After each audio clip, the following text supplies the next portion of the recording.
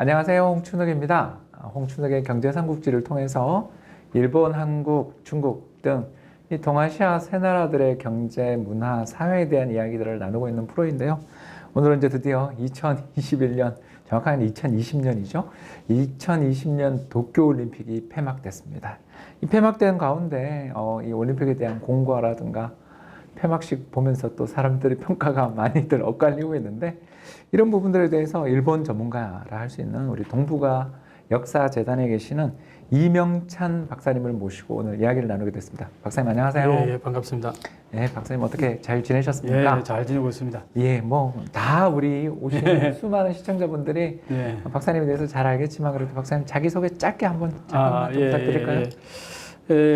저는 학위를 일본에서 했고요. 일본에서 한 10년 정도 유학을 했습니다. 꽤 오래 한 편인데 주로 일본의 외교 안보 쪽이 제가 전공이고요. 그동안은 이제 동북아역사재단에서 한일 관계에 대해서 역사도 좀 했죠. 그러니까 아무래도 국제정치학자이면서도 역사에 꽤 많은 책들을 보고 그렇게 해왔습니다. 그러다가 2019년에 1년 가까이 되는 기간 동안 방문연구원으로서 개요대학에서 한 생활했었죠. 그때 제가 쇼크를 받고 그때 어마어마한 쇼크를 받고 쓴 책이 이 한일역전이라는 책입니다. 일단 뭐 제목 잘 잡으신 것 같아요. 다들 그렇게 말씀해 주시더라고요. 제목 누가 정했냐고. 예. 박사님이 정하셨어요? 저자가 정한 겁니다. 오늘 대부분 저도 책을 여러 권 쓴 사람으로서 편집자들이 정해주는 제목이 그렇죠, 좋긴 한데 그렇게 많죠. 이번에는 교수님, 박사님이 이렇게 딱 정했다 그러니까 좀 새롭습니다. 제가 이 제목을 가지고 유튜브를 하겠다 그랬더니 출판사 대표가 그거 너무 좋다. 제목도 좋고 내용 좋은데 그러면서 책부터 먼저 쓰시고 하라. 그래서 그 꼬임에 넘어가서 책을 썼는데 반응이 상당히 좋아서 꼬임에 잘 넘어갔다는 생각도 듭니다. 책도 광고도 좋고요. 제가 제 돈 재산입니다. 이거 사서 읽고 이렇게 또 띠지를 붙이는 경우가 제가 잘 없거든요. 왜냐하면 우리 사실 연구자들은 다 아시는 이야기인데 책 잘 안 사요. 그렇죠. 일단 도서관에서 좀 빌려보거나 아니면 일단 전자책으로 보면서 빠르게 우리가 원하는 걸 검색하고 이런 걸 되게 좋아하는데, 책을 사서 이렇게 붙이고 또 저자님께 사인까지 받는다라는 건 뭔가 이건 보관의 가치가 있다. 이건 나중에 역사적인 가치가 있다. 이런 이야기를 좀 들 수가 있겠고, 제 주변에 사실 일본 유학생이 있거든요.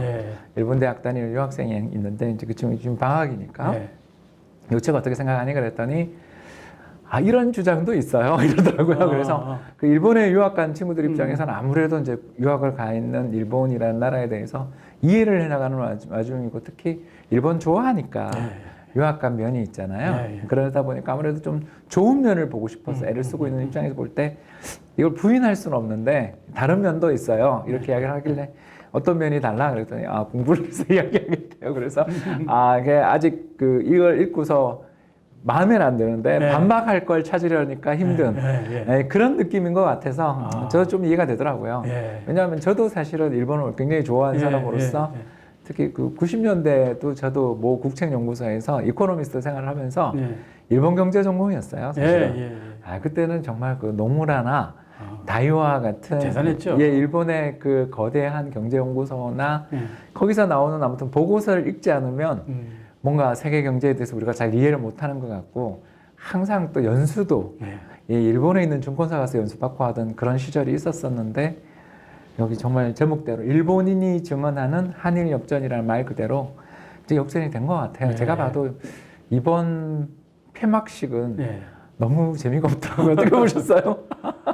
저는 아예 안 봤어요. 왜냐하면은 나중에 이제 유튜브를 통해서도 이제 볼 수 있는데 개막식도 그랬다 그러고 그래서 폐막식도 뻔할 것 같았어요. 왜냐하면은 내가 이 책을 쓰면서 그 시스템을 낱낱이 다 봐버렸거든요. 민낯을. 그리고 그 글들을 많이 올라오는 거 보면은 이 올림픽 준비하는데 한마디로 말해서 제대로 기능했다고 보질 않아요. 이 조직이. 이렇게 큰 국가적인 대행사를. 그러니까요. 게다가 후쿠시마나 여러 일들로부터 어떻게 보면 부흥이라는 기치를 들고 한 올림픽인데 그렇게 준비가 부족하다라는 거 보면 참 뭔가 시스템에 문제가 생겼다는 생각도 좀 들고 그렇더라고요. 저는. 시스템 문제가 생겼다 생각이 드는 정도가 아니라 명확히 문제가 생겼어요. 그렇군요. 이제 뭐 바로 본론으로 들어가야 되겠는데요. 그러면 박사님은 이제 일본이 쇠퇴하는 나라, 쇠퇴도상국, 개발도상국 친구 쇠퇴도상국. 쇠퇴도상국이라고 했습니다. 예, 도대체 뭐 이렇게 왜 이렇게 됐다. 이렇게 특히 이번 올림픽 과정에서도 저는 정말 그 폐막식 보면서 무슨 장례식인가 우울해요. 좀 기분이. 개막식도 그랬다던데. 이게 좀 밝은 분위기나 뭐 이런 게 아니고 차라리 지난번 올림픽에서 끝나고 그때 아베가 이거 뭐죠? 슈퍼마리오 모자 쓰고 그럴 때만 해도 좀 기대가 되게 높았다고 했었는데 이번은 뭐 왜 그렇게 됐나요? 그게 그 부분만 얘기하면 간단하게 한마디 할 수 있는 게 미키코라는 그 프로젝트가 교체가 됐어요. 네, 알죠. 1년 연기될 때에 교체가 돼버렸는데 그 교체했던 주체가 누구냐? 덴츠라는 회사가 알죠. 세계적인 광고 회사입니다. 그 광고회사 덴츠가 그 미키코를 밀어내고 자기들의 사람들을 심어버린 거죠. 참. 그게 아주 결정적으로 문제가 된 겁니다. 근데 지금 제가 이번 책을 쓰면서 쭉 봤는데 덴츠가 이번에 올림픽 제대로 못하면 파산한다는 얘기까지 나왔었어요. 그러니까 이 올림픽을 통해 가지고 그 경제적인 뭔가 이 소위 말해서 일본 말로 이익을 취해야 되는 부분이 있었어요. 그러다 보니까 돈을 그만큼 썼는데 저거밖에 안 되는 얘기가 쏟아지죠. 그러니까 제가 그 아베노마스크를 보면서 그때 봤잖아요. 덴츠가 하청을 받아가지고 하청 4차까지 하청을 내리면서 1차 때 삥땅, 2차 때 삥땅, 3차 때 삥땅. 그렇게 하면서 4차 저 밑에 말단에 내려가지고는 이 사람들이 일을 하는데 무슨 문제가 생기면 책임을 어디다 물어야 될지 알 수 없는 구조가 되어 있어요. 이게 아베노마스크 할 때에 그 문제가 표출됐는데 이게 아베노마스크만 그런가 특수한 경우인가 했더니 그게 아니고 지금까지 그래왔던 거예요. 항상. 그러니까 이게 일반 국민들이 얼마나 이 현재 자민당 정권의 그 여러 가지 패턴에 대해서 무신경하게 제대로 감시를 안 하고 그냥 모든 걸 그냥 맡겨버리고 그러니까 이게 문제가 심각했던 거죠. 조금 올림픽 이어서 좀 더 이야기하자면 스가라는 분이 지금 이제 수상이신데 전혀 수상으로서의 존재감도 없는 것 같은데 관리자만 일을 하시던 분이었던 것 같은데 맞아요. 그렇지 관방장관 할 때 그때 좀 평이 좀 좋았던 것 같아요. 관방장관 할 때는 좋았죠. 그게 아베 총리하고 그 역할 분담이 명확했어요. 궁합이 맞았다고 볼까.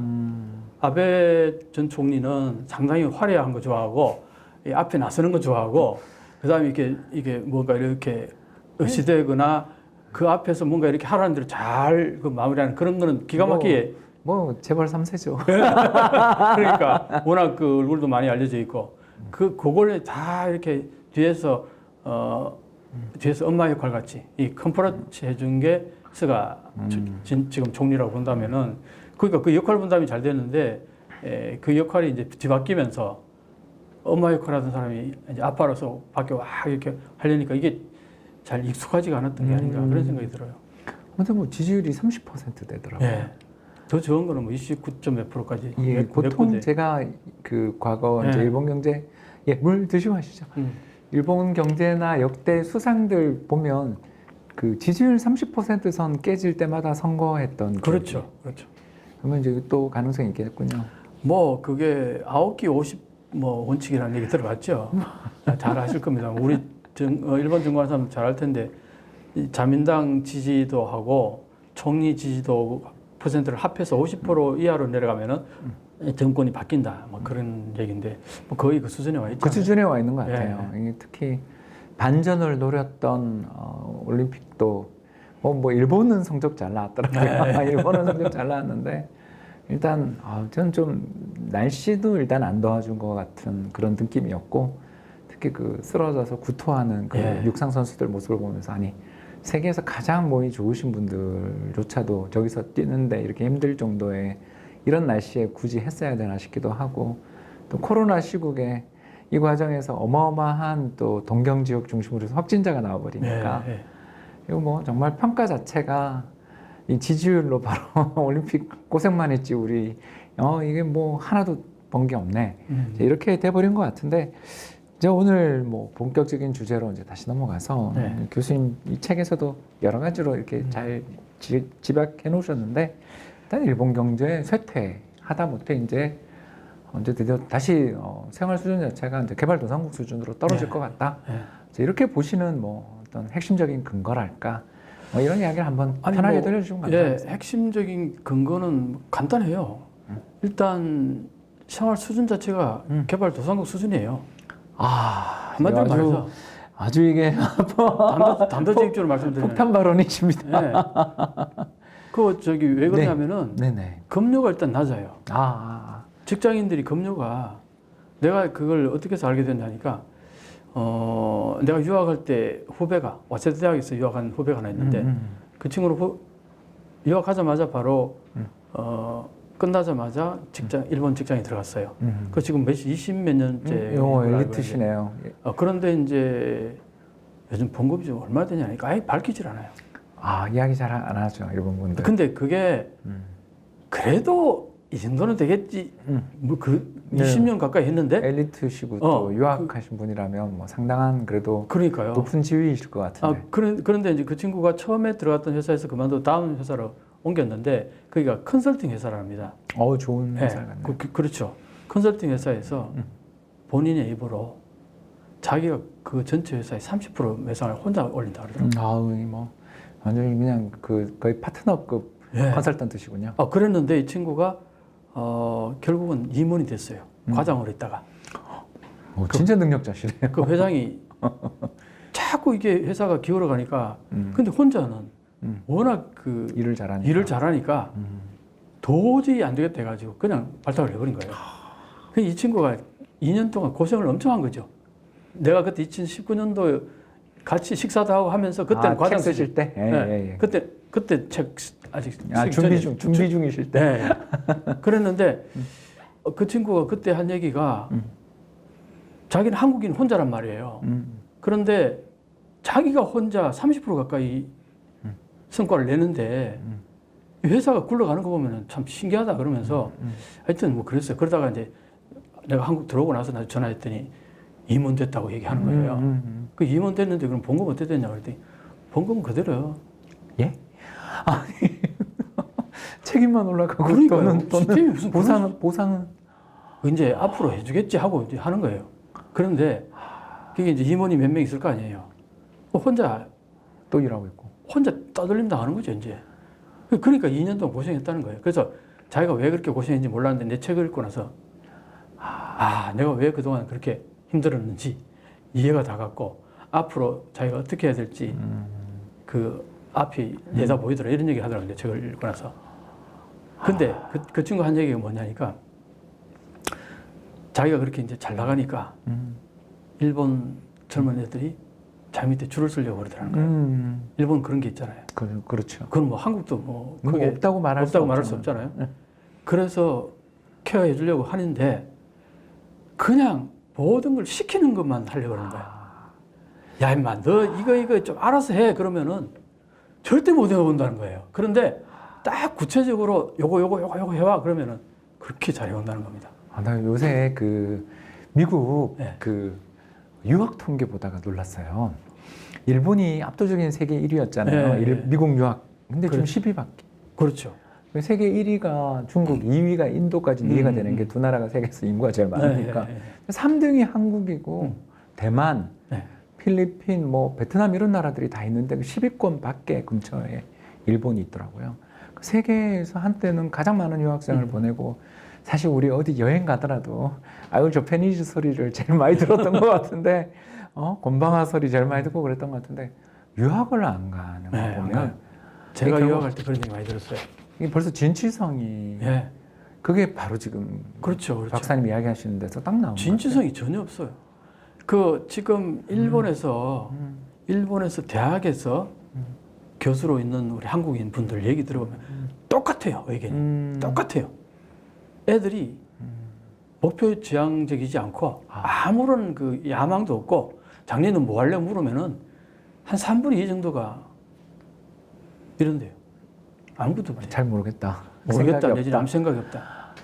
사실 뭐 우리도 이거에서 완전 자유롭진 않지만 우리는 그 정도는 아니지요. 예, 야 이건 진짜 근데 그리고 교도대학에 어우 명문대죠. 오구라 교수라고 있어요. 예. 그분이 서울대에서 박사학위를 하신 분인데 예. 그것도 유교로 박사하신 분이에요.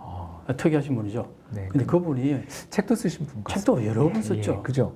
제가 아는 그 교수님 같습니다. 맞아요. 그분하고도 내가 인터뷰에서 책 낸 것도 있고 한데 그분이 최근에 한 얘기가 뭐냐니까 이대로 가면 한국한테 판판이 깨진다. 특히 인재 양성에 있어서는 압도적으로 한국이 뒤처지고 있다. 그리고요. 그분이 교토대학에서 계속 그 문부성으로부터 얘기 듣는 게 뭔지 알아요? 한국 대학처럼 계획 좀 하라고 그런대. 한국 대학처럼 좀 계획을 하라고 그런다는 거예요. 사실 저도 어디 모 대학 교수지만 네. 아유 우리나라 대학들 정말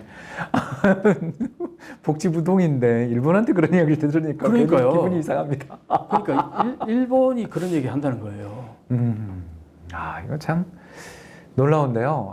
일단 뭐 이야기가 점점 흥미로워지고 있습니다. 이게 진짜 이 일본 통일시자 또 네. 일본에 대해서 전문가한테 이런 말씀을 들으니까 역시 저는 그 1인당 국민소득 뭐 이런 거 역전한 지는 좀 된 건 알고 있거든요. 네. 그리고 또 저는 워낙 또 일본 여행을 좋아하고 해가지고 네. 일본 여행 가보면 일단 물건 싸다라는 건 확실히 알고 그렇죠. 있어요. 그 교통요금만 좀 일본이 비싸지. 네. 그 또 근데 인프라가 너무 낡아서 네.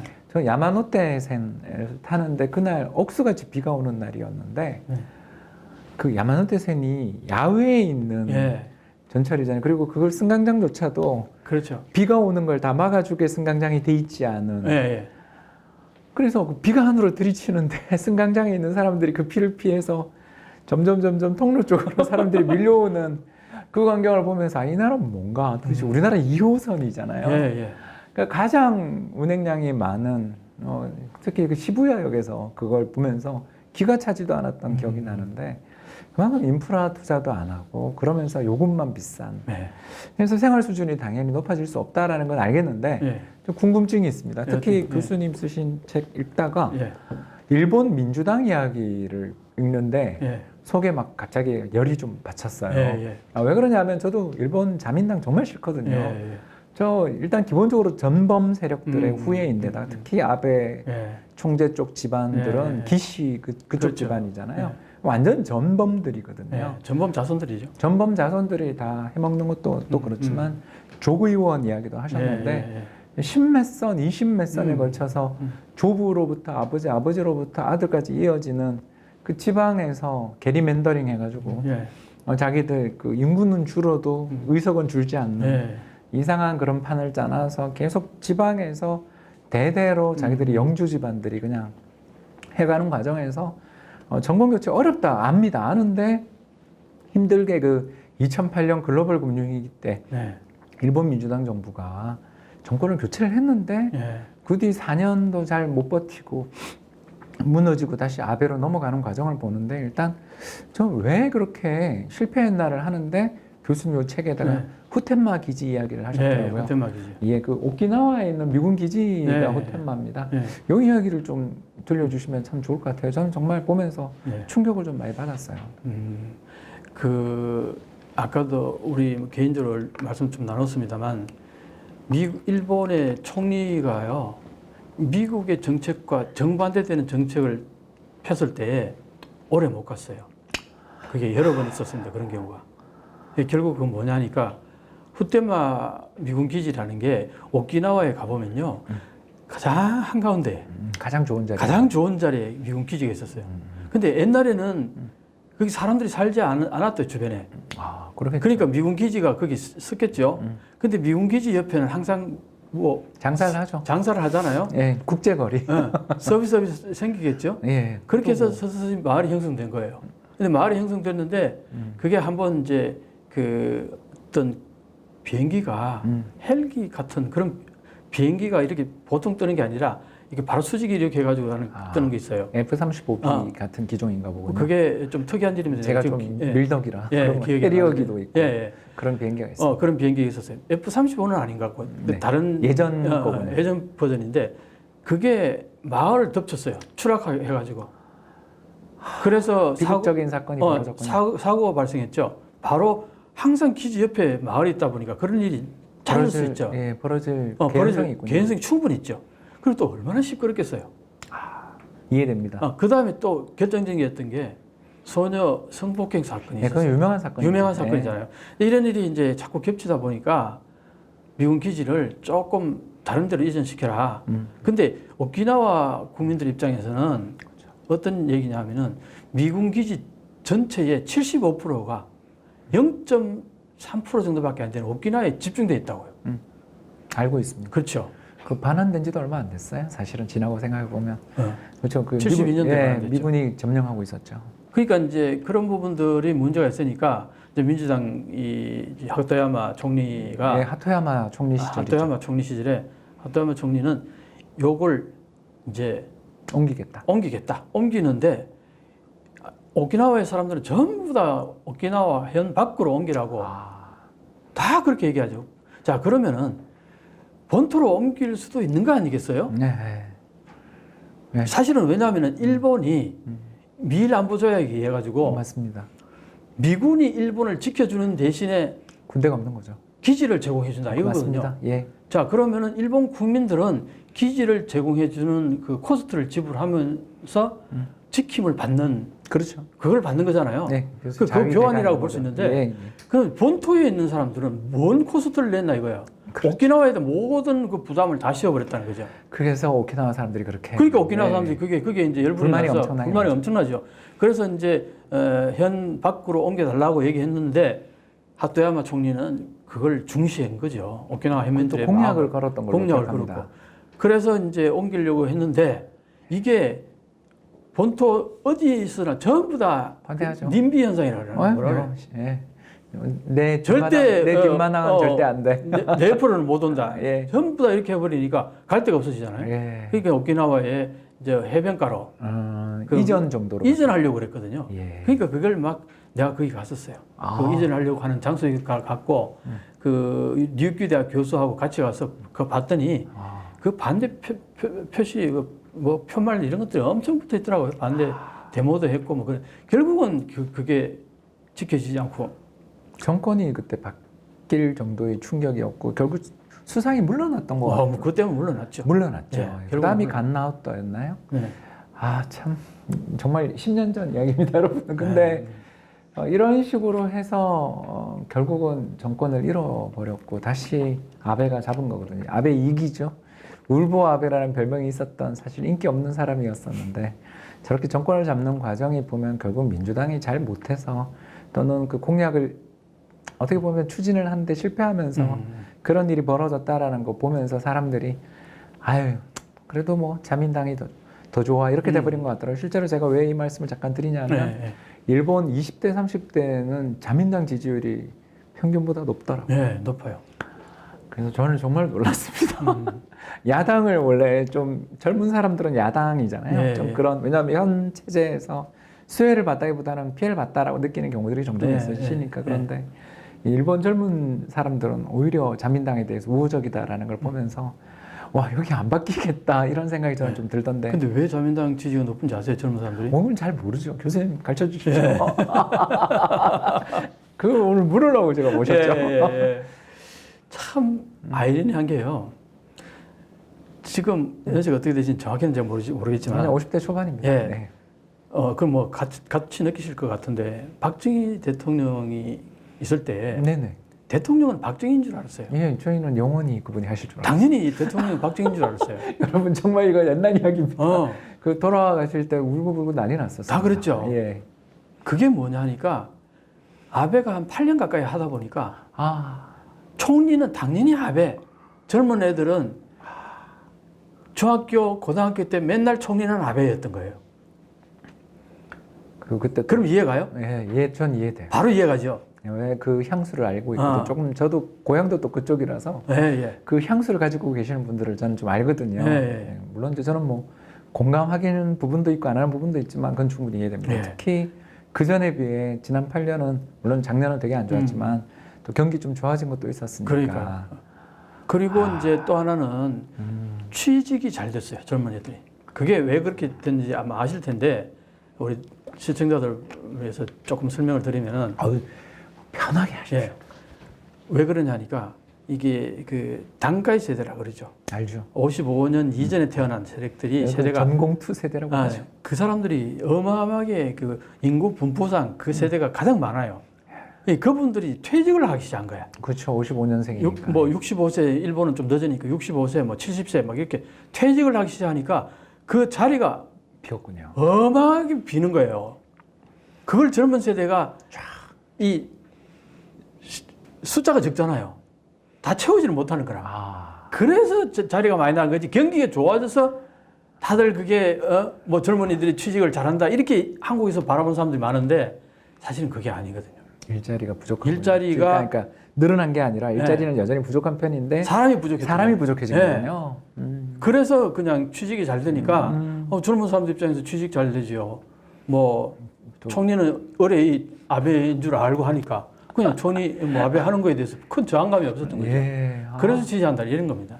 네, 또 교수님 제가 묻고 싶은 게 여러 가지 있는데 물어도 되죠? 얼마든지. 교수님 책을 읽으면서 엄청 재밌었어요. 재밌었는 것 중에 하나가 1989년 세계 시가총액 표를 보고 제가 기절을 한 줄 알았거든요. 아니, 이거 대충은 알고 있었는데 세계 20위까지 중에서 일본이 한 15개 정도 되더라고요. 그렇죠. 이게 1등이 NTT. 야, 이게 우리로 이야기하면 KT에 해당되는 거죠. 2번이 니혼 고교 은행. 은행이 주로 쭉 그다음에 3위가 스미토모, 4위가 후지, 5위가 다이치 간교, 그다음이 IBM. 312페이지입니다. 꼭 책에 이런 거 꼭 염두에 두시면 굉장히 재밌잖아요. 그래서 보시면 좋은데 그다음이 또 미쓰비시 은행이에요. 네, 미쓰비시 은행. 야, 그다음이 도쿄전력. 자, 여러분 그리고 우리 선생님 저 편하게 물어보죠. 이렇게 세계 시가총액 최상위 리스트 1등부터 20등 사이 15개가 일본 기업이었는데 지금 없어요. 싹 사라졌죠. 일본 기업들 어떡하다 이렇게 경쟁력들을 죄다 다 잃어버렸나. 아까 물론 컨설팅 회사 이야기하는데 열심히 일하시는 분한테 연봉을 올려주지 않는 이 잘못된 인사관리가 정말 최대의 문제다라는 생각이 벌써 들긴 하는데 그래도 이걸 보는데 저는 대충은 알고 있었어요. 그때 뭐 주식시장 좋았으니까 이 정도였지 20등 아래 15개가 일본 기업 이거는 상상도 못했거든요. 근데 지금 홍 선생님이 놀랄 정도면요. 한국의 대부분이 지금 내 책 보고 깜짝 놀랐죠. 나도 그것 보고 내가 이 책을 쓰게 되는 하나의 계기가 됐어요. 핵심 포인트였군요. 뒤에도 두셨어요? 앞에 두지 책에. 더 마케팅에 도움 되셨을 것 같은데. 출판사하고 얘기가 좀 있었어요. 그렇군요. 어떤 사람은 또 이 경제를 제일 앞에 놓자. 그다음에 뭐 처음에는 내가 이제 그 코로나 이걸 제일 일장에 나섰어요. 처음부터 너무 지루하다 그래가지고 정치를 넣고 그다음에 코로나하고 경제를 제일 나중에 놨는데 정치가 재밌긴 했어요. 정치가 그래도 좀 이렇게 자극적이고 좀 재미있는 부분들이 있었어요. 그러니까 그게 이제 먼저 들어갔는데 그게요 왜 그렇게 됐나니까 일본이 잘못한 게 아니고 일본은 그대로 있었던 거예요. 그게 전통적인 기업이다 보니까 갑자기 뭐 막 매상이 올라가고 그런 게 아니었던 거죠. 그대로 유지된 한번 보시면은 발전이 없는 거예요. 그냥 그 사이즈로. 그 사이즈로 그대로 20년, 30년 왔는데 딴 나라들이 뛰어갔군요. 미국이 IT 혁명이 해가지고 페이스북이라든가 뭐 지금 다 그렇잖아요. 그러니까 아마존, 아마존, 애플, 넷플릭스, 구글. 그러니까 이게 다 최근 뭐 완벽하게 그 30년 사이에 다 발전해 버리니까 그게 소위 말해서 일본의 그것보다는 한 10배 가까이 이렇게 크니까 그러니까 일본이 그냥 싹 빠져버린 거죠 순위에서. 참 그거 보면 우리는 정말 저러지 말아야 되는데 생각이 많이 드는데. 그러니까. 근데 일본 기업들이 그렇게 과거에 안주하게 된 건 뭐 어떤 분명 인사관리 문제가 제일 컸었던 것 같기도 하고 또 89년, 90년 그 부동산이 붕괴된 것도 은행들 좀 힘들어졌던 이유도 되는 것 같고 그렇긴 한데 교수님이 일본에서 워낙 오래 공부하셨고 또 특히 교수님이 공부하실 때는 좀 일본이 그래도 잘 나가던 중이었을 때 잘 나갔죠. 근데 이제 재작년에 가신 다음은 충격받으셨잖아요. 그 사이에 또 뭔가가 있었던 거 아닌가 싶은데 그럼 뭐 결정적인 계기랄까? 그게 뭐가 있을까요? 그게 결정적인 계기가요. 프라자 합의라고 잘 아시죠? 85년. 85년도 프라자 합의가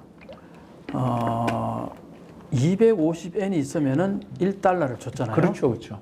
그랬던 게 프라자 합의에 가지고 100엔이 있으면 1달러를 줬죠. 그 여러분 믿어지지 않으시죠? 그 사실입니다. 이게. 순식간에 2.5배가 뻥튀기 한 거예요. 아, 돈의 가치가. 돈의 가치가. 일본 돈. 엔화가 달러로 바꾸면 2.5배로 갑자기 뛰어버린 거예요. 그런 거죠. 그러니까 일본에서 난리 났겠죠. 이 돈 가지고 밖에 나가면 막 기가 막히잖아요. 부자가 되죠. 그러니까 그 돈 가지고 뭐 미국의 땅, 건물 마구 사줬잖아요. 그때 또 그림도 많이 샀습니다. 그러니까 그 일본에서 그 프랑스 무슨 작가 전 뭐 고갱전, 예, 고전 사실 제가 그거 보러 간 사람입니다. 그렇죠. 너무 그 프랑스 오르세 미술관보다 네. 일본에 더 많던데요. 나는 그래서 그때 이제 유학할 때 그거 한다 그러면 갔는데 예, 정말 좋았어요. 좋은데 지금 와서 보면은 아 일본 그때 잘 살아서 이게 가능했구나. 아, 그렇죠. 그때는 몰랐어요. 당연히 그냥 하나부터 했지. 저도 그냥 구경 갔죠. 그러니까 한국에서는 끝없이 줄을 섰던 기억이 한국에서는 있습니다. 쉽게 그 대단한 작품들을 예. 들여오기가 쉽지 않다는 걸 나중에는 알았어요. 일본이 당연히 그렇게 하니까 우리도 당연히 할 수 있는 줄 알았는데 그게 아니더라고요. 저는 거기서 그 모네죠. 모네 그 네. 수련 그림 수련 그림. 100점 이상 봤던 기억. 그 오르세 미술관이나 오랑주리 미술관에 있는 것보다 더 많더라고요. 고갱 그 전시도 했는데 그건 못 봤습니다. 고갱전에 일본 그 CF예요. 들어갈까 말까 생각 중 이런 광고가 있어요. 일본말로 하이로카 뭐 야메로카 강가했죠. 뭐 이런 이제 그게 있어요. 내가 그 앞에서 그런 얘기를 이제 일본말로 하면서 이렇게 흉내를 냈더니 그 옆에 있던 일본 사람들이 다 웃었어요. 그게 기억이 굉장히 났는데 그 로댕이 생각하는 사람이 그 앞에 딱 있는 거예요. 그렇죠. 와, 참 지금도 있습니다. 우에노 공원 그쵸. 공원에 있죠. 그러니까 예. 그러니까 일본이 그렇게 정말 돈을 들여가지고 전 세계 그 명작들을 다 끌어모은 거 아닙니까? 일본이 다 그 가격을 높여놨어요. 그렇죠. 그때 갔던 가격이 회복되는 게 2008년 중국 사람들이 뛰어들 때까지 깨지지 않았다라는 기록을 제가 본 적이 있습니다. 예. 20년을 갔대요. 예. 그냥 방심했다고밖에 그죠? 방심한 거죠. 예, 방심해서 그냥 자기들이 이대로 가면 될 줄 알았는데 자기들이 이제 파티를 즐기고 있는 사이에 정보통신혁명이라는 게 시작돼 버린 거고 또 자기들이 잔뜩 싸놨던 가격 비싸게 사놨던 건 또 가치가 떨어져 버리고 참 일본 입장에서는 운도 없었고 또 그 운을 살려나가려면 뭔가 변화를 줬어야 되는데 제가 이 책을 읽다가 제가 정말 놀란 것 중에 하나가 그 코로나 방역 관련된 좀 이야기해도 되나요? 괜찮죠, 그죠? 얼마든지요. 아, 제가 진짜 보다가 너무 아니 진짜 코로나 얘기 좀 하고 싶어요. 예, 일본이 지금 얼마나 엉망인지. 아니 이게 사실인가 싶은 정도의 그런 문구들도 있고 특히 팩스도 팩스인데 이 이야기 좀 해주세요. 책에서 전 정말 재밌는 제목이 도장 찍으러 회사를 가야 되기 때문에 재택을 할 수 없습니다라는 제목이 제일 웃겼어요. 예. 제일 웃겼죠. 아니 그게 사실인가요? 사실입니다. 그게 하나도 그 과장된 게 없어요. 이 책에요. 예. 책 쓸 때 한 40%는 잘라냈어요. 아, 너무 많아서. 너무 많아가지고 그거 애들을 다 드러났는데 그 사진도 넣고 다 했으면요 훨씬 더 좋았을 텐데. 페이스가 너무 많다고 출판사에서 계속 얘기해가지고 원래 400페이지 넘어가면 싫어합니다. 250페이지로 줄이라고 했어요 처음에. 그건 너무 적네요. 네, 그래서 겨우 줄여가지고 400페이지가 됐는데 근데 내용 읽어보시면 굉장히 충실하지 않아요? 예, 재밌습니다. 전부 다 다르게 사례들이라. 참 그 재택 그 코로나 방역 때문에 회사 출근하지 말아라 그래놓고서 세상에 어떻게 도장 찍으러 회사 오라 그럴 수가 있는지. 그러니까 그 도장을 꼭 찍어야 되는데. 우리는 사인하면 되잖아요. 그것도 사인도 사인이지만 전자문서 비대면으로 또 우리 그 개인적인 인식을 뭐 예를 들어서 뭐 지문으로 한다든가 그러니까. 홍채로 한다든가 아니면 비번으로 하면 되는 문제지. 그런 게 전혀 안 됐어요. 뭐 우리나라는 카카오뱅크나 뭐 토스나 물론 이제 이 회사들이 좋은 회사라고 제가 소개한 건 아닌데 이런 회사가 한국에서는 되는데 일본에는 없는 것 같아요. 정말 그 소프트뱅크라는 거대한 벤처 기업이 또 일본에 있지 않습니까? 손 마사요시가 손정희 씨, 그죠? 일본명이 이제 마사요시 씨인데 마사요시가 투자를 하는 회사 보면 전부 한국 회사, 중국 회사 투자하지 일본은 투자를 안 하는 것 같아요. 왜 안 하겠어요? 왜 그래요, 도대체? 할 만한 데가 없으니까 안 하는 못 하는 거예요. 할 만한 데가 없어서. 참, 그러니까 아까 이야기했던 유학도 안 가고 벤처도 안 하고. 예. 딱 대학 졸업하면요, 그냥 기업 일제 시험을 봐가지고 거기 들어가면은 3학년부터 또 네, 3학년부터 취업 활동하더라고요. 취업 활동하잖아요. 딱 시험 합격하면은 4학년 때 뭐 하겠어요? 노나요? 노는 거죠. 3학년 때까지도 열심히 공부도 안 해요. 와, 아까 이야기하신 그 얘기했잖아요. 일자리가 일자리가 많으니까 공부 안 해요. 그러니까 하는 얘기가 대학 교수분들이 하는 얘기가 공부 안 하고 뭐 우리는 스펙이라도 많이 썼잖아요. 엄청나잖아요. 우리 물론 어쨌든. 그게 이제 좋은 스펙이냐, 그렇죠. 사회에 나와서 가치가 있냐 문제죠. 근데 아예 일본은 없으니까 그게. 이거 이야기 듣다 보니까 점점 일본 사람들이 한국 싫어하는 이유를 저는 알 것 같아요, 이제. 알 것 같아요. 혐한이라고. 예. 사실 제가 예. 꼭 일본을 여행 가면 어딜 가냐면 시부야에 옆에 예. 그 옆에 그 서점이 아주 큰 서점 있지 않습니까? 있죠. 스치야인가? 츠치야 서점이라는 네. 서점에서 난간을 보면 그 시부야의 그 거대한 그 거리가. 교차로가 네, 교차로가 보여요. 보이죠. 그래서 한 번에 수천 명이 건너가는 일본의 그 유명한 곳 장소죠. 그 교차로가 있는 서점을 좋아해요. 왜냐하면 거기가 사진 찍기 좋으니까. 네, 사진 찍기 좋죠. 여행 갔다 온 증명. 물론 이제 2019년 이전에 갔던 여행입니다만. 그것도 갔더니 그 베스트셀러 코너를 보는데 한국 관련 서적이 되게 많은 거예요. 정말 놀랐어요. 아니, 우리나라야. 솔직히 우리가 보기에는 한국이 그래 뭐 세계 10대 경제 강국인데 하지만 일본 입장에서 인구 3분의 1 정도밖에 안 되는 나라인데다가 자기들이 뭐 어쨌든 간에 식민 통치했던 나라이고 하니까 자기들 우리 입장에서 볼 때 중국이나 미국 책이 많아야지. 왜냐하면 뭐 따라잡아야 될 거 아니에요. 또는 자기를 추월하고 있는 자들을 다시 추격해야 되니까. 우리 보면 뭐 중국 경제 관련된 책 엄청 많고 미국에 뭐 대통령 바뀔 때마다 책 나오는 나라잖아요. 그러니까 쏟아지죠. 근데 거기 갔더니 아예 혐한 그 코너가 있어요. 혐한 코너가 있죠. 너무 놀랐어요. 네. 정말 그 서점에 갈 때마다 잘 팔리나 봐요. 베스트셀러 딱지가 붙어 있어요. 다. 30만 부, 40만 부는 기본적으로 나온다잖아요. 세상에. 아니 건당 한 2,000원씩만 받아도 30만 부면 돈이 얼마입니까? 그러니까 다들 거기에 매달리는 거예요. 뭐 그걸 누가 사줍니까? 그런 걸 이상하네요. 그러니까 이제 이거죠. 제가 일본의 60, 70대 남성분들은 대부분이 혐한이라고 보면 돼요. 대부분이. 그런 것 같아요. 그 왜 그런 거 하니까 그분이라고 얘기하기도 좀 못한데 그들은 어떤 생각이 있냐니까 자기가 성장할 때는 한국은 정말 발바닥이었어요. 그렇죠. 우리 국교 정상화 65년 65년도 국교 정상할 때 뭐 100대 국력이요. 거의 100대 1 정도 됐습니다. 그것도 안 됐을 것 같기도 해요. 나는 그것도 안 된다고 봐요. 또 우리나라에 있는 공에서도 뭐 100불 뭐 그러던 시절이었고 그때 인불은 이미 10,000불 가고 있던 시절이었으니까 이게 그 정도는 아니지만 그때 동경올림픽 할 때였잖아요. 그렇죠. 64년도 동경올림픽 했으니까 맞아요. 동경올림픽 하고 나서 선진국에 진입했다고 얘기했는데 그러네요. 그 1년 후에 한일 정상회담 했으니까 한번 생각해 보세요. 진짜 거의 100배네요. 예. 외교력은 더해요. 외교력은 그렇죠. 그 당시 어떤 얘기가 있냐 하면은 일본은 제국주의 국가들과 전쟁을 할 정도로 외교력을 쌓았을 거 아니에요. 그러니까 외교관들이 1,000명이 넘었다고요. 그리고 그 사람들이 세계 열강들하고 그 경쟁을 하면서 얼마나 많이 그 노하우를 배웠겠어요. 그 정말 그러겠네요. 근데 그 당시에 우리 65년대 한국의 외교부는 어땠을까요? 뭐 번역이나 제대로 하면 다행이죠.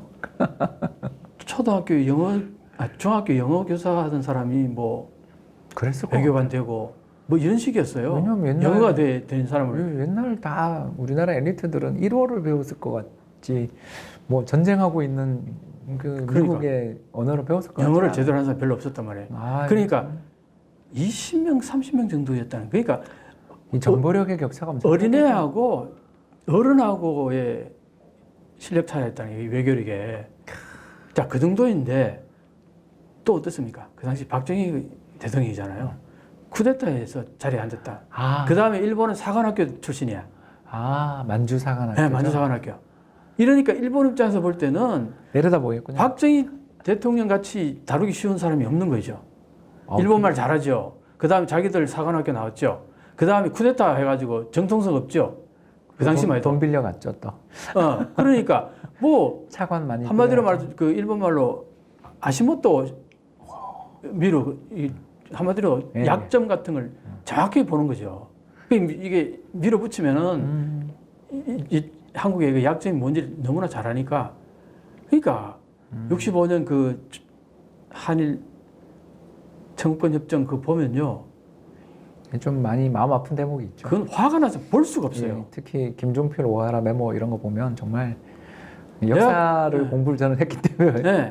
그 보면 이런 일이 있었구나라고 생각할 정도의 일이 그래서 있었죠. 지들 5억 달러 줬다고 그러는데 3억 달러 무상 원조, 맞습니다. 2억 달러는 차관이에요. 예, 그 무이자 차관이. 무이자 차관인데 차관은 준 게 아니잖아요. 예, 돈을 그냥 돈을 빌려준 거죠. 빌려준 거지. 자, 그것도 신생 독립국 독립 축하금이라고 그랬어요. 네, 절대 배상금 안. 절대 배상금이라고 그러지도 않고 일제 35년에 대해서 사죄 한마디 없어요. 없죠.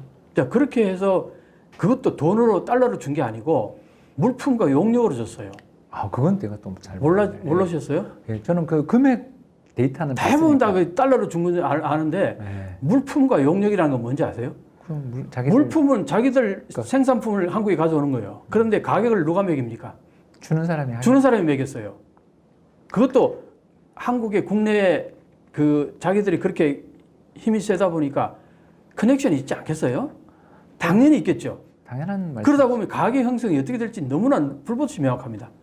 그러니까 그렇게 해가지고 지난번에 JTBC에서요 방송하면 했어요. 한국의 지하철 1호선 지하철 그 차량 들어올 때 일본 차량이 들어왔는데 일본에서보다 2배예요 가격이. 이런. 뒤에서 뒷돈 다 챙기고. 저희는 그냥 그 포항제철 만들었다 그 신화만 생각하고 있지. 그렇죠. 그거 하나 가지고 지금 계속 일본은 그 뭐 5억 달러 가지고 한국을 지금까지 한국이 지금 이렇게 발전한 게 완전히 자기들이 그걸로 부수시개가 돼가지고 한국을 발전한 데서 결정적인 역할을 했다고 자꾸 그러는데 나는 이 얘기 들을 때마다 혐오감을 느껴요. 일본에 대해서. 내가 일본에 과거에 유학할 때는 일본에 대해 좋은 인상을 많이 가졌는데 요즘 저 우익들이 하는 그런 얘기 듣고 있으면요. 일본 전체에 대한 혐오감이 생길 정도예요. 제발 그러지 말았으면 좋겠어요. 예, 정말 60, 70대들이 그 여행을 가도 나이 많은 사람들이 이렇게 관광지에 가서 저희가 돈을 쓰러 갔는데도 그렇게 박대하고 또 뒤로 욕하는 거를 느낄 때마다 네. 좀 화가 나고 아예 뭐 시골이라 와서 그런가 보다 했었는데 이게 결국은 그 세대 전체가 가지고 있는 일종의 감정, 집단 감정이라고 볼 수도 있겠군요. 그러니까요. 지금도 가장 충격적으로 들었던 얘기 하나가 2019년도에 한국의 기자가 이제 그 파견 난 기자 한 분이 어느 날 그날 저기 어떤 80 정도 되시는 할머니를 만났는데 얘기하다가 서울에 칼라 TV 있냐고 묻더래요. 그게 일본의 현실입니다. 네, 업데이트가 전혀 안 되는군요. 전혀 안 돼 있어요. 그 자, 과거의 그것만 가지고서 내려다 보는데 완전히 내려다보고 아직도 피식민지 국민 정도로 생각하는 거예요. 60, 70, 80대들은 특히. 이거 참 근데 그 일본이 노인 정치잖아요. 네. 뭐 우리도 문제는 있습니다. 그러니까 그 사람들의 이익을 대변해 주는 거예요. 아베 하여튼 노인 정치가. 예. 그래서 제가 노인 정치라고 그렇게 어디 내가 인터뷰에 썼는데 일본이 그 노인 정치이기 때문에 일본은 망한다고 내가 썼어요. 그리고 그 사람들이 또 그 숫자가 많아요. 우리 아까 그 박사님 잘 이야기하셨지만 단카이 세대가 네. 어마어마한 베이비붐을 그렇죠. 일으켰던 연 200만 명 이상씩 태어났었더라고요. 그때 보니까 그게 한 10년 했잖아요. 네. 그러니까 그 사람들만 하더라도 거의 2천만 명, 3천만 명 되는 어마어마한 숫자인데 네. 또 그때 고도 성장의 수혜를 받아서 또 다들 건강하시니까. 그렇죠. 근데 지금 그리고 그 연금도 연금도 다 받아갈 뿐만 아니라 자산도 이미 다 가지고 있는 사람들이 그들의 이해관계에 또 자민당은 또 열심히 따라가니까 네. 이 변화가 정치권에서 아베가 아베노믹스 한다 그러면서 열심히 했지만 돈 많이 풀고 해서 주가 오르고 집값도 요새 오르긴 하더라고요. 근데 생산성의 향상이니 경쟁력 강화니 이런 쪽에서는 전혀 무응답이고 세상이 안 바뀌는 거 보면 그게 그럴 수밖에 없는 게요. 망해야 될 기업을 보조금을 해주고 돈을 풀어서 서포트 해주니까 그냥 좀비 기업들이 막 절비한 거예요. 우리도 사실 없진 않은데 일본에 비하면 뭐 우리는 그래도 97년도에 IMF 때 참 마음 너무나 아프게 끔찍한 일을 겪었죠. 너무나 끔찍한 일을 겪으면서 한편으로는 경쟁력이 없다기보다도 어쨌든 많이 정리가 돼버렸잖아요. 그 대상이었던 분들 너무나 가슴 아픈 일들 당했지만 또 노사정위원회도 만들고 네. 그랬죠. 그러니까 그때 이제 정리가 되다 보니까 새로운 뭔가가 만들어지는 한에 토대가 된 부분도 없잖아요, 있어요. 예. 왜냐하면 건설은 파견은 건설의 아버지라는 얘기가 있잖아요. 그러니까 IMF 때 97년 IMF가 한국의 입장에서는 어떤 의미에서는 한편으로는 엄청난 비극이었지만 한편으로는 상당한 어떤 그 하나의 기회가 된 부분도 없잖아요, 있어요. 근데 일본은 그게 안 돼요. 그게 없는 거예요. 그게 없는 거예요. 그때도 그냥 지네들 금융 빅뱅 한다 그러면서 금융구조 조정만 좀 하다 말았지. 뭐 예. 정말 기업들 날리고 뭐 산업구조 조정 이렇게 합리화 이런 거 못했잖아요. 그렇게 했어야 되는데 못한 거예요. 못했죠. 그러니까 그게 전부 좀비 기업으로 그리고 고이즈미는 뭐 쓸데없이 그 우정 사업하는 그쪽 민영화하느라고. 거기 민영화에 열을 올리더라고요. 그거 민영화 하는 바람에 서비스 질이 완전히 예. 저 바닥에 떨어졌어요. 예, 뭐 그 일본 택배는 제가 잘 알죠.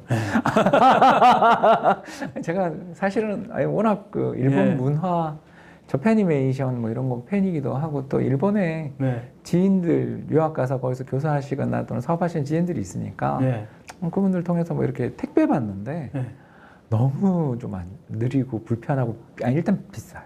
비싸고 아니 불편해요. 사실 미국에서 직구해서 하면 그 뭐 아마존 이런 데서 네. 사면 며칠이면 올 뿐만 아니라 비용이 그 비싸다 해도 그래도 그래 이 정도는 뭐 나라가 넓으니까 싶은데 일본은 그 서비스 특히 통신 요금 이런 것도 말도 못하게 비쌀 뿐만 아니라 택배 서비스 나빠진 게 그 또 고이즈미 시절에 그 이상한 개혁 그 때문이었다라는 민영화하는 바람에 그렇게 된 거예요. 자 이제 뭐 이야기 오늘 점점 시간이 길어지고 있어서 이제 예. 다 할 수는 없어요. 예. 그 박사님 너무 이야기할 게 많아서 예. 또 이렇게 탁 질문만 던지면 쫙 나오시니까 우린 다 했는데 예. 마지막으로 예. 일본이 그래도 경쟁력을 가지고 있는 게 부품 그 소재 부품 소재 장비. 부품인데 이제 2019년 예, 있었던 예. 우리 교수님 그 예. 가서 계실 때 있었던 아베가 우리나라에 대해서 그 핵심 부품들 수출 금수하고 예. 있는데 그때는 정말 우리 걱정이 태산 같았어요. 사실. 그러셨어요? 한국에 있는 사람들은 그때 주가 보면 폭락했어요. 저는요. 그때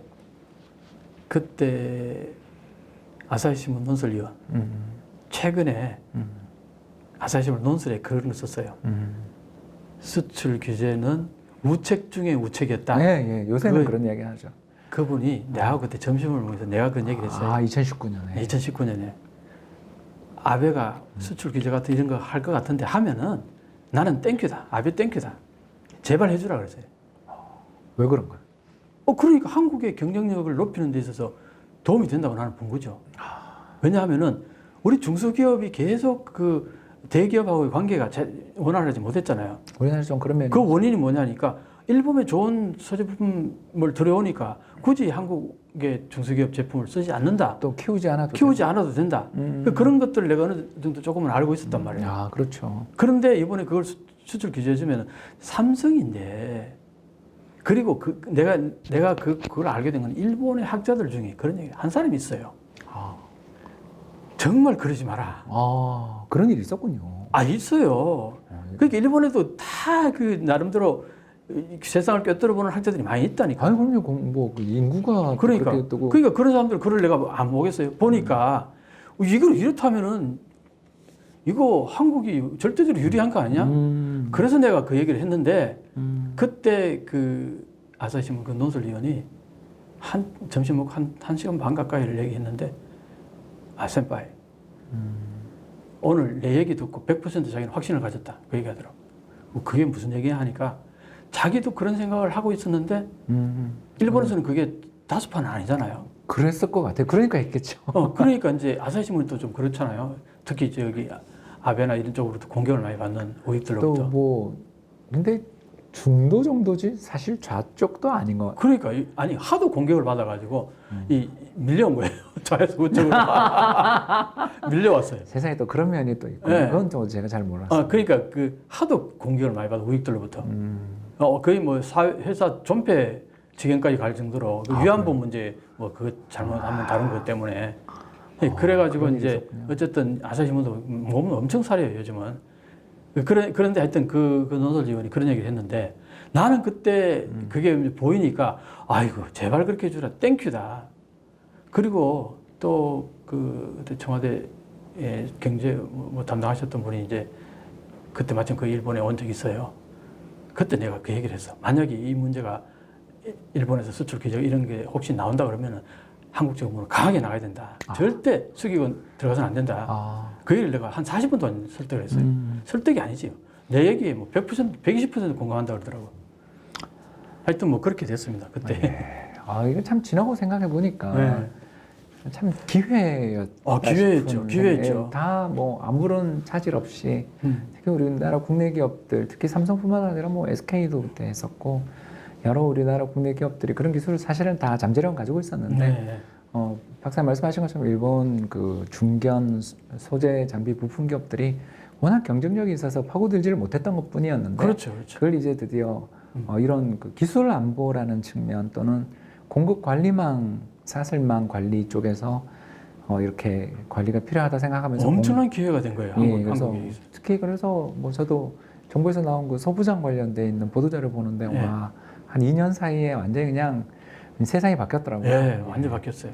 이런 걸 보면 참 우리가 일본이라는 존재가 절대 넘어설 수 없는 벽처럼 보이는 그런 압도적인 상대였었다는 생각이 드는데 우리 박사님 말씀을 들으니까 우리 참 이게 뭔가 기분도 뿌듯해지지만 일본 진짜 저 어떻게 될까라는 생각도 들어서 이제 마지막 질문이 될 것 같은데요. 그러면 뭐 박사님 보시기에 일본의 미래 예. 또는 뭐 일본 앞으로 어떻게 될 것인가 또 일본이 살아나려면 어떤 변화가 필요한가 뭐 이런 이야기를 한번 마지막으로 좀 부탁드릴 수 있을까요? 예. 저는요, 일본이 저렇게 된 거는 정신세계에 문제가 있어서 그렇다고 봐요. 핵심 중에 핵심은 일본의 정신세계가 지금 상당히 타락하고 있는 거예요. 특히 정치 세력이 말할 것도 없고. 뭐 아주 공감합니다. 역사 문제에 대해서 제대로 반성 안 하는 거는 그거는 이제 그전에는 한일 양국 간의 문제에서 그쳤는데 앞으로는 이게 전 세계 문제로 확산돼 나갈 거예요.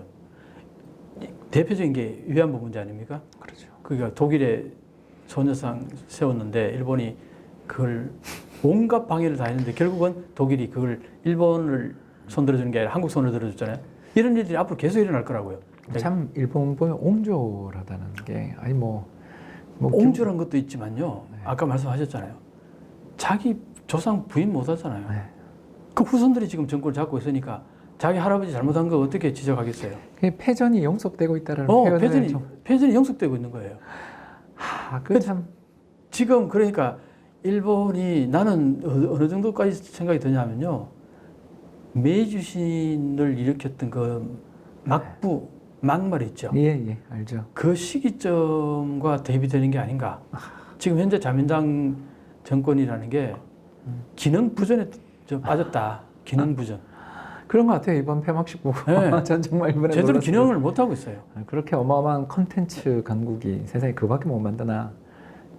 그런 한마디로 거겠죠. 말해서 조직으로서 기능을 전혀 못 하고 있는 거예요.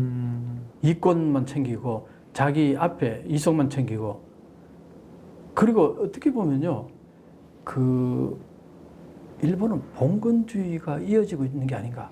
저도 지방 그 조의원 보면 그런 생각이 많이 듭니다. 그게 왜 그렇게 생각하냐니까 자민당 정권에서 힘있게 나선 사람들 전부 다 지방의 영주 똑같아요. 출신이에요. 영주 출신이고 현재도 영주로서 역할을 하는 거고 그 밑에 그 스포터들은 다 농노 같은 느낌이 드는 거예요.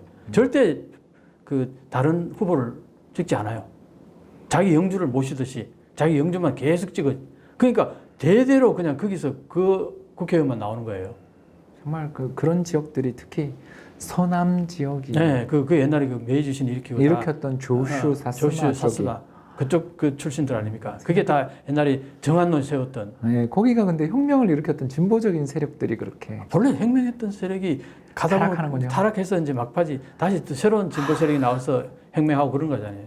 그러니까 어떻게 보면은 이제 지금 막판까지 왔기 때문에 일본에게 있어서는 어떤 의미에서는 어떤 조그만 계기가 하나 생겨가지고 일본 국민들이 조금만 각성해서 저걸 무너뜨려야 되는데 그게 소위 말해서 흑선이라고 그러잖아요. 일본에서는. 예, 구로부네. 네, 구로부네. 근데 그 흑선이 내가 다른 어떤 내 유튜브에서도 그런 얘기 좀 했는데 이 코로나하고 이게 흑선일 수도 있다. 일본이 잘만 그걸 활용을 하면은.